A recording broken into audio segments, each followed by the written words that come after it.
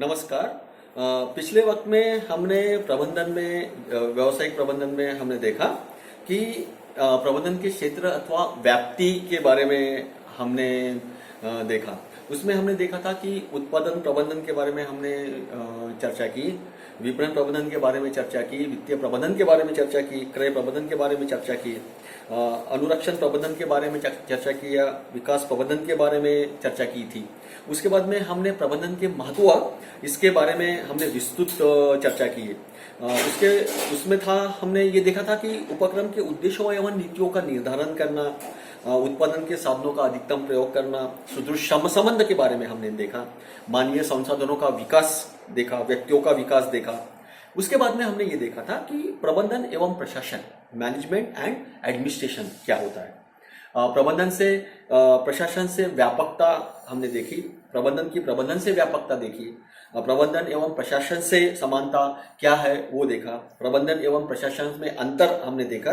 अंतर में हमने अलग अलग आधार लेके, जैसे कि उसमें हमने अर्थ देखा, व्यक्ति संख्या देखी, स्वरूप देखा, संबंध देखा, उत्तरदायित्व देखा, श्रेणी का स्तर देखा। आज हम देखेंगे यूनिट टू में देखेंगे कि नियोजन क्या है ना। नियोजन के बारे में हम देखेंगे आज। तो यूनिट टू में नियोजन के बारे में हम आप देखेंगे। तो नियोजन क्या है? नियोजन अगर हम देखते हैं तो साधारण भाषा में निर्धारित उद्देश्यों की प्राप्ति के लिए भविष्य में क्या करना, कैसे करना, कब करना और किसे करना आदि का पूर्व निर्धारण करना यानी नियोजन है। देखो, मैं और एक बार बोलता हूँ। साधारण और सिंपली वे में अगर बात करते हैं तो हम ये बोलेंगे कि निर्धारित उद्देश्यों के प्राप्ति के लिए भविष्य में क्या करना, कैसे करना, कब करना और किसे करना, यह आदि का पूर्व निर्धारण करना ही नियोजन कहलाता है। इस दृष्टिकोण से नियोजन एक प्रकार का बौद्धिक क्रिया है जिसका उत्तरदायित्व व्यवसाय में एक अलग विभाग में के रूप में होता है। यानी कि इससे यह स्पष्ट हो जाता है कि प्रत्येक व्यक्ति, फर्म, संख्या, समाज सुधारक, विशेषता, अनुसंधानकर्ता तथा सरकार आदि सभी को प्रत्येक चरण पर नियोजन करना या नियोजन का सहारा लेना आवश्यक है। परिभाषाएं देखेंगे हम। तो सबसे पहले हम देखेंगे कि कुंज एवं ओडोनेल क्या बोलते हैं। वो बोलते हैं कि क्या करना है, कैसे करना है, इसे कब करना है और इसे किसे करना है, यह पूर्व निर्धारित करना नियोजन कहलाता है। उसके बाद में हम देखेंगे कि J.O. मैकिन्से से क्या बोलते हैं कि नियोजन प्रबंधन में चिंतन का स्पष्ट प्रमाण है। अगर हम चिंतन करते हैं, मनन करते हैं तो वही हमारा नियोजन है, ऐसे मैकिन्से कहते हैं। मेरी कुशिंग नाइस क्या बोलती है कि नियोजन किसी उद्देश्य की पूर्ति हेतु एक सर्वश्रेष्ठ कार्य विधि का चयन करना और विकास करने में जागरूक प्रक्रिया में यह वह आधार है जिसके द्वारा भावी प्रबंधक कार्यों का उद्गमन होता है। हार्ट के मतानुसार वो बोलते हैं कि नियोजन कार्य की जो भी कोई श्रृंखला का अग्रिम निर्धारण है जिसके द्वारा निश्चित परिणाम प्राप्त किए जाते हैं। एलन ये बोलते हैं कि योजना भविष्य को पकड़ने के लिए बनाया हुआ एक पिंजरा है। ये बात एलन ने इतनी महत्वपूर्ण कही है कि हम एक पिंजरे के अंदर में हैं और पिंजरे के अंदर में रह के हम उस बातों को, सारी की सारी विशेषताओं को एक जगह पे जमा करके हम नियोजित करते हैं। यानी भविष्य को पकड़ने के लिए बनाया गया एक पिंजरा केव यानी कि नियोजन है। फिर इसमें विशेषताएं क्या क्या है, यानी कि नियोजन की विशेषता क्या क्या है कि एक ये प्रबंधन की प्रक्रिया है। मैं बार बार ये बोलता हूं कि नियोजन ये सबसे महत्वपूर्ण कार्य है ना। और इसकी पहली विशेषता, नियोजन की पहली विशेषता प्रबंधन की प्रक्रिया है। अर्थात एक ऐसी प्रक्रिया है कि जिसके द्वारा व्यय करना के संबंध में निर्धारण किया जाता है। यानी कि व्यय, हमको खर्चा कहाँ करना है, बराबर है। और नियोजन द्वारा एक प्रबंधन भविष्य को झांक कर देख सकता है और उसी प्रकार प्रबंधन के प्रत्येक क्रिया में नियोजन से ही शुरू होती है। सबसे महत्वपूर्ण और सबसे पहला अगर कोई कार्य होगा तो वो नियोजन है। निरंतर चलने वाली प्रक्रिया है। ऐसा हो नहीं सकता कि आज हमने नियोजन किया और कल हमने बंद कर दिया, परसों से फिर और चालू कर दिया और फिर बाद में बंद कर दिया। एक साल तक हम नियोजित रहे और फिर बाद में दूसरे साल में हमने नियोजन करना बंद कर दिया, ऐसा नहीं हो सकता। ये निरंतर चलने वाली प्रक्रिया है। तीसरा, प्रबंधन का प्राथमिक एवं आधारभूत कार्य है। नियोजन प्रबंधन का प्राथमिक कार्य तो है ही है और सभी प्रबंधकीय कार्य संख्या के उद्देश्यों एवं योजनाओं को पूर्ण करने हेतु किया जाता है। नियोजन के अभाव में प्रबंधकीयों के कार्यों का निष्पादन करना संभव नहीं होता है या प्रबंधकीय कार्यों का यह आधार होता है। नियोजन एक मानसिक अथवा बौद्धिक प्रक्रिया है। अतः नियोजन ये मानसिक प्रक्रिया है डेफिनेटली, क्योंकि यह केवल तत्काल उत्पन्न होने वाली समस्याओं को समाधान का सहायक होता है, बल्कि भावी समस्याओं को भी वो सोचने के लिए सहायक होता है। लक्ष्य पूर्ति में सहायक, प्रत्येक व्यक्ति हो गया, समूह हो गया, सदैव कुछ ना कुछ लक्ष्य लेकर योजना बनाते रहते हैं। दूसरे शब्दों में यह कहा जा सकता है कि किसी भी उपक्रम में योजना पूर्व निर्धारित उद्देश्यों को कुशलतापूर्ण प्राप्त करने के लिए बनाई जाती है। सर्वव्यापी कार्य, ऐसा हम बोल नहीं सकते कि नियोजन ये सिर्फ उच्च स्तर पे ही किया जाएगा या मध्यम स्तर पे किया जाएगा या निम्न स्तर पे किया जाएगा, ऐसा तो हो नहीं सकता। इसलिए ये कैसा है, सर्वव्यापी है। यानी संगठन में जो विभाग हो गए, जो डिपार्टमेंट्स हो गए, वो सभी जगह पे सभी प्रकार में इसकी आवश्यकता रहेगी। यानी कि व्यावसायिक उपक्रमों में साथ साथ गैर व्यावसायिक उपक्रमों में भी यह कार्य करेगा। पूर्वानुमान, अतः पूर्वानुमान से आशय यह है कि अनुमान लगाने से अथवा भविष्य को देखने से है। नियोजन पूर्वानुमान पर आधारित होता है क्योंकि भविष्य की घटनाओं का पूर्वानुमान करने की योजना निर्माण की जाती है। समायोजन हेतु स्वतंत्र, देखो मैं और बोल रहा हूं, समायोजन हेतु स्वतंत्र। नियोजन की यह प्रमुख विशेषता यह है कि परिस्थिति अनुसार परिवर्तित किया भी जा सकता है, जिसको हम लवचिकता बोलते हैं, है ना, इलास्टिसिटी जिसको हम बोलते हैं, है ना। यानी कि जिस प्रकार से जहां पे जो आधार रहेगा, जैसा रहेगा, है ना, एखादी बार एखादी चीजों को बदलाव करना पड़ेगा, तो वो वहां पे होना चाहिए, है ना। तो नियोजन की प्रमुख विशेषता यह भी रही है कि परिस्थिति के अनुसार परिवर्तित भी किया जा सकता है। एक समय में एक योजना, अभी नियोजन की सफलता के लिए यह आवश्यक है कि एक समय में एक ही योजना लागू की जाए। एक अधिक योजना लागू करने से गड़बड़ी की स्थिति उत्पन्न हो सकती है। यानी कि हम जो भी कोई योजनाएं रख रहे हैं, जो भी हम कोई भी पॉलिसी जो रख रहे हैं, वो एक समय पे एक ही पॉलिसी को इम्प्लीमेंटेशन करनी चाहिए। एक ही जगह पे एक ही साथ साथ लेके चले तो वो बहुत ज्यादा रहेंगे। एट ए टाइम में अगर हमने बहुत सारी योजनाओं को एक ही परिक्रम में अगर लेना चाहते हैं तो उसमें कैसा हो जाएगा, डिस्टर्ब हो जाएगा, फिर ये करे कि वो करे। इसलिए एक समय में एक ही योजना रखे।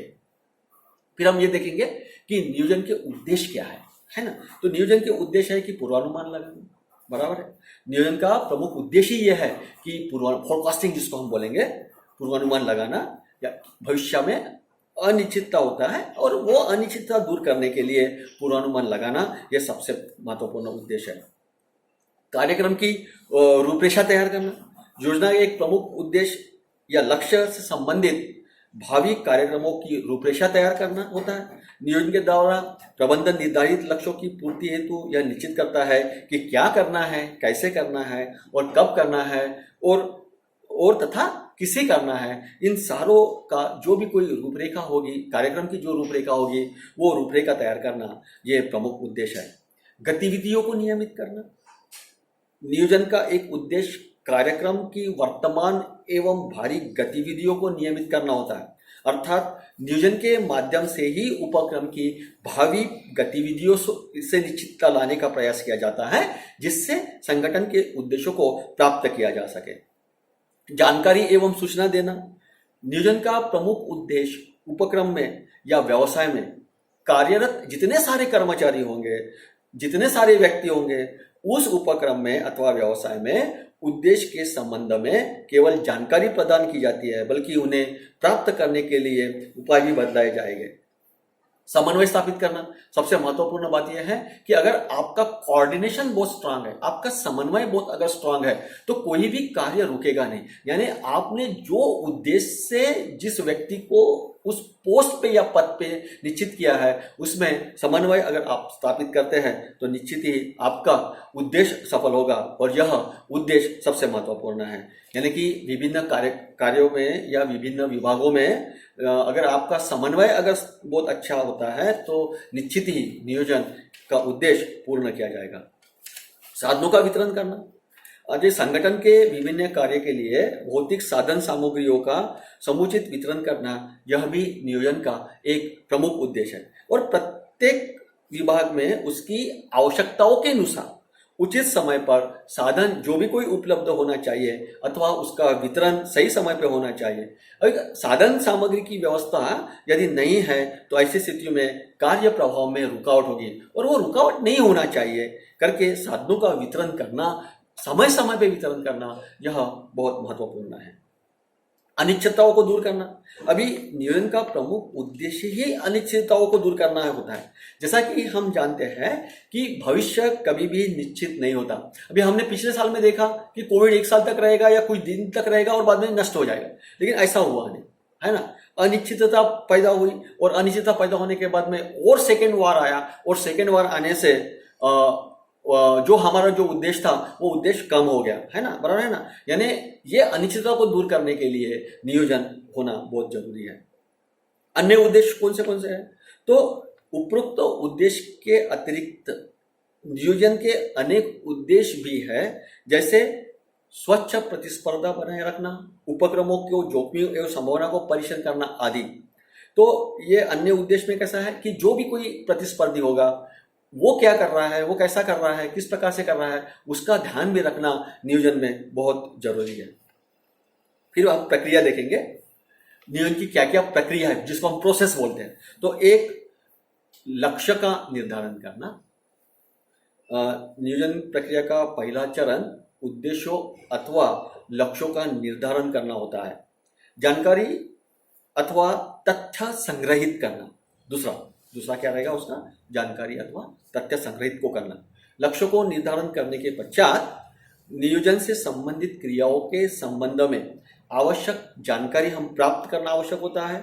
यानी कि जो कोई पुरानी रिकॉर्ड्स होंगे, दस्तावेज होंगे, प्रतिस्पर्धी संस्थाओं के क्रियाओं का अवलोकन करेंगे, अनुसंधान तथा सहायक सिद्ध हो सकते हैं। लक्ष्यों का विश्लेषण करना, यानी प्राप्त सूचनाओं एवं जानकारी का वर्गीकरण एवं विश्लेषण किया जाना चाहिए तथा यह ज्ञात करना चाहिए कि इन सूचनाओं का नियोजन से कोई संबंध है अथवा नहीं। मान्यताओं को निश्चित करना, यानी कि प्रबंधकों को की मान्यताओं पर कार्य योजना का जो भी कोई निर्माण होता है, अर्थात नियोजन के लिए कुछ मान्यताओं गृहीत करना आवश्यक होता है, और मान्यताओं नियोजन की जो भी कोई सीमाएं होती है जिसके अंतर्गत नियोजन किया जाएगा। वैकल्पिक योजनाओं को विकसित करना, यानी एक नियोजन के लिए कई वैकल्पिक योजनाओं को निर्माण करना भी नियोजन प्रक्रिया में एक महत्वपूर्ण कदम माना जाता है। इस संबंध में कूल्स और डोनेल ने बोला है कि शायद ही कभी ऐसा नियोजन किया जाता जिसका कोई विकल्प नहीं होता है। इससे स्पष्ट होता है कि नियोजन को अंतिम रूप देने से पहले अनेक वैकल्पिक नियोजन सामने होना चाहिए, यानी हम उसमें से एक को फिर सिलेक्ट करेंगे। विकल्पों का मूल्यांकन करना, यानी सामान्यतः वैकल्पिक योजनाओं का तुलनात्मक अध्ययन करने के बाद उनका मूल्यांकन किया जाए कि सही में जो भी हमने विकल्प जो लिया हुआ है वो सही में हमारे नियोजित में प्रॉफिटेबल है या नहीं है, यानी उससे हमको लाभ होगा कि नहीं होगा, यह हम उसको देखना चाहिए, उसका मूल्यांकन करना चाहिए। विकल्प का चुनाव, अभी वैकल्पिक योजनाओं का निर्माण जो भी विकल्प विकसित किए गए हैं उसमें से श्रेष्ठ विकल्प का चुनाव करना हो जाना चाहिए। जैसे कि हम कॉलेज में हैं, कॉलेज में आने के बाद में हमको घर में जाना है, तो हम कभी भी दूसरे तीसरे मार्ग, अगर 3-4 रोड्स है भी, 3-4 मार्ग है भी, तो भी हम 3-4 मार्ग, हम सबसे अच्छा सबसे बढ़िया जो कोई मार्ग होगा वो मार्ग से हम जाएंगे, है ना, बराबर है ना। यानी इसका मतलब ये हो गया कि हमारे पास में 5-6 विकल्प है घर जाने के लिए, लेकिन उसमें से अच्छा जो विकल्प है वो हम उसको सिलेक्ट करेंगे। यानी कि चुनाव करना भी आना चाहिए, और वही सबसे महत्वपूर्ण बात है। सहायक योजनाओं का निर्माण करना, एक बृहत योजना के निर्माण के पश्चात उन्हें लागू करने के लिए कई सहायक योजनाओं को निर्माण की आवश्यकता पड़ती है, क्योंकि जो भी कोई सहायक योजनाओं का आधार पर ही एक बृहत योजनाओं का सुगमतापूर्ण किया जा सकता है। अगर हमने ऐसा नहीं किया, अगर हमने सहायक योजनाओं को नहीं लिया, तो जो हमारा उद्देश्य है वो उद्देश्य की हम पूर्ति नहीं कर पाएंगे। कर्मचारियों को सहयोग प्राप्त करना, उच्च स्तर से निम्न स्तर तक जितने सारे कर्मचारियां हैं उसका अगर हमको सहयोग नहीं मिलेगा तो कहीं ना कहीं जाके हमारा उद्देश्य जो है या कार्य जो है वो रुक जाएगा, और जहाँ पे कार्य रुकना है वहाँ पे प्रॉफिट या सेवा जो भी कुछ हम देते हैं वो रुक जाना है। इसलिए कर्मचारियों के सहयोग के बिना ये संभव नहीं है, मुमकिन नहीं है। नियोजन का अनुसरण करना, अभी कैसा है कि अनुसरण अथवा अनुवर्तन यह नियोजन प्रक्रिया है कि अंतिम अवस्था है, परंतु नियोजन को लागू करने तक की नियोजन प्रक्रिया समाप्त नहीं होती, बल्कि यह इससे पश्चात भी निरंतर चलती रहती है। नियोजन से प्राप्त होने वाले परिणामों का अनुसरण करते रहना चाहिए। यदि वांछित परिणाम प्राप्त नहीं हो पाते हैं तो इसके कारण जो भी ज्ञात करना है वो नहीं हो पाएंगे। हाँ, उसके बाद में हम देखेंगे कि नियोजन के महत्व क्या है या लाभ क्या है या आवश्यकता क्यों है। प्रबंधित कार्यों की आधारशिलता है ना। नियोजन प्रबंधन की आत्मा है। जोखिम वहन करने की शक्ति है। निश्चित ही जोखिम को हम कम करने की कोशिश करेंगे, इसलिए उसको महत्व है। व्यवसाय में जो अनेक प्रकार की जो भी कोई जोखिम होती है जिसका सामना उचित नियोजन ही किया जा सकता है। परिवर्तन प्रकृति का नियम है, यह सिद्धांत ध्यान में रखते हुए पूर्वानुमान लिए गए जाने वाले यानी जो भी कोई जोखिम रहेगी उससे नियोजन से, उचित नियोजन से हम सुरक्षा के साधन एकत्रित कर किए जाएंगे। उद्देश्यों के प्रति सतर्कता है ना।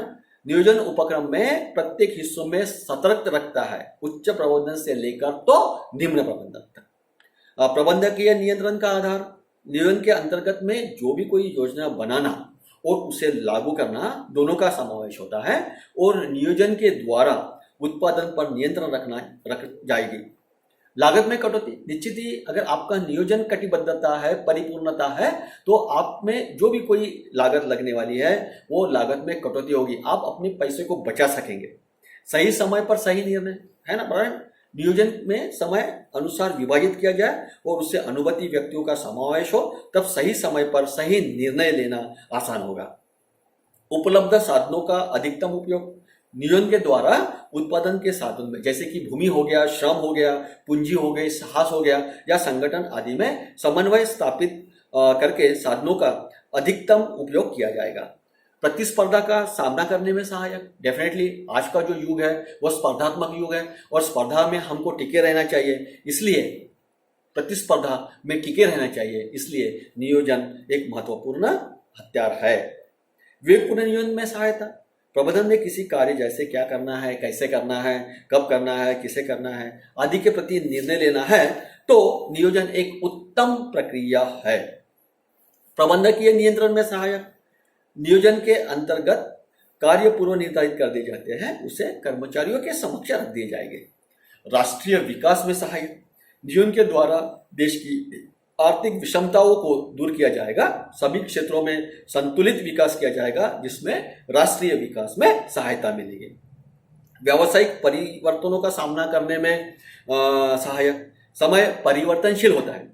वस्तु की मांग, उत्पादन तथा मात्रा, सरकार की नीतियां आदि में परिवर्तन तो डेफिनेटली होते रहता है। अभी आपने देखा होगा कि कोविड-19 में कब कौन सा नोटिस निकलेगा और क्या करेंगे, गवर्नमेंट क्या करेंगी, शासन क्या करेगा, व्यक्तियों को कैसा जिया जाएगा, किस प्रकार से किया जाएगा, है ना। सब व्यावसायिक कैसे हो गए, परिवर्तनशील हो गए हैं और वहां पे उसके लिए सामना करना पड़ेगा। और यह सबसे महत्वपूर्ण बात है कि उसके लिए सहायक नियोजन हो सकता है। प्रशिक्षण का आधार, नियोजन उन भावी कार्यक्रमों का आधार होता है जिन्हें प्रबंधकों को क्रियान्वित करना पड़ता है। अतः नियोजन के आधार पर प्रबंधन के प्रशिक्षण कार्यक्रम को भी निर्धारित करता है। तो इस प्रकार से हमने आज नियोजन में देखा। धन्यवाद।